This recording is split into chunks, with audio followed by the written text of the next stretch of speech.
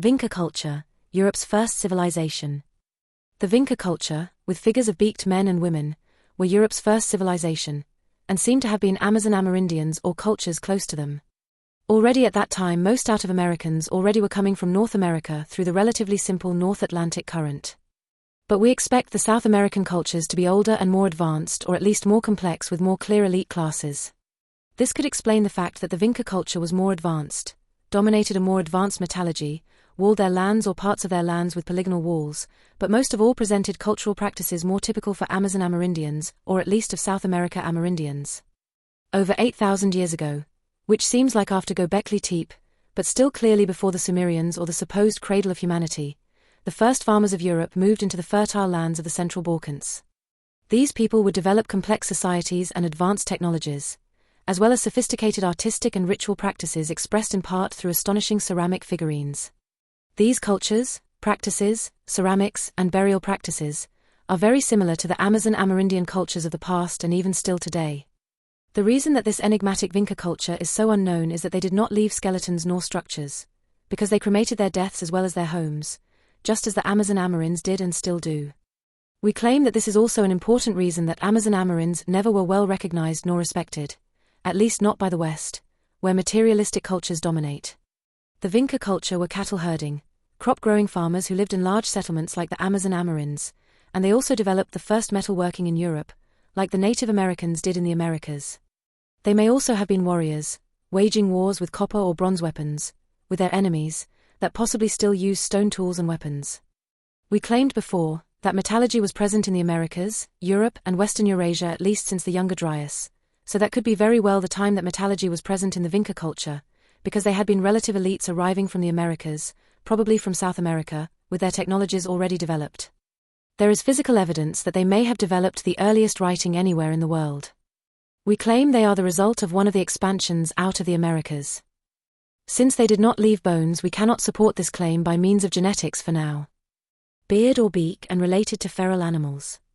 On occasions, Viracocha, Kontiki, Tiki, or to them related figures, also Vinca culture figures, that are spread around the world by means of the out of America roots, present more like a beak, like in the case of MakeMake, who is important in Easter Island.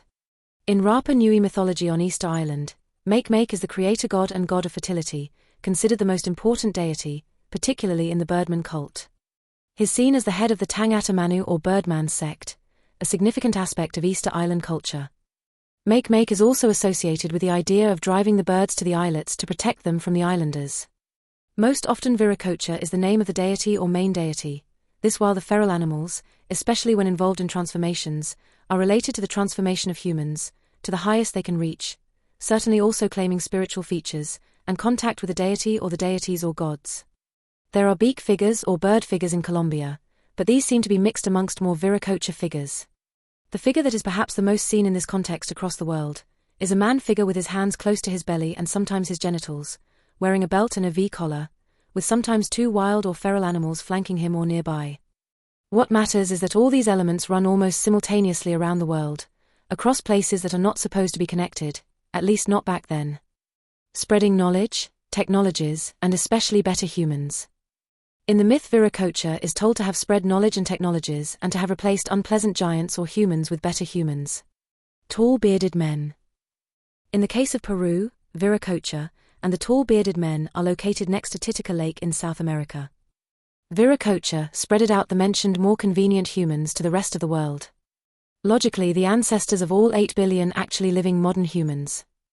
All these humans, and consequently us modern humans, are hybrid descendants from the original human, with supposedly better characteristics, whatever that could mean.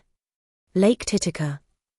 Lake Titicaca is the largest lake in Peru, and is located west of the Andes and flows to and drains into the Pacific Ocean. The second largest lake of Peru is located in central Peru, and is located west of the Andes, and differently from Lake Titicaca it flows into the Amazon River, and drains in the opposite direction into the Atlantic Ocean in Belém. Pacific and Atlantic Ocean connected. As such, through the lakes in Peru, the Pacific and Atlantic Ocean are connected at the height of Peru. The same as in Peru also is the case in Colombia and Ecuador, where rivers to the east and to the west of the Andes connect the Pacific Ocean with the Atlantic Ocean, but obviously more to the north. The first explorer to explore the Amazon River did so entering on the side of Ecuador that borders the Pacific while leaving on the side of Brazil where the Amazon River drains in the Atlantic Ocean with many thousands of kilometers in between. All indicates that his ship was lifted across a most passable part of the Andes, that we hypothesize had all the logistics for this purpose long before his expedition. There are indications that the ancient Americans crossed the continent at the heights of modern-day Mexico, Panama, and Chile.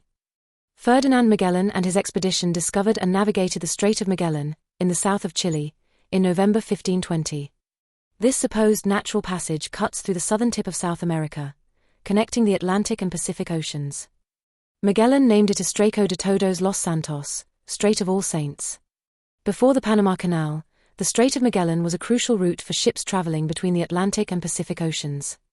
In other words, at some point already in ancient times strategical places around the Americas add up to a complete network that connects all strategical sites, seas, and oceans of South America with the rest of the world.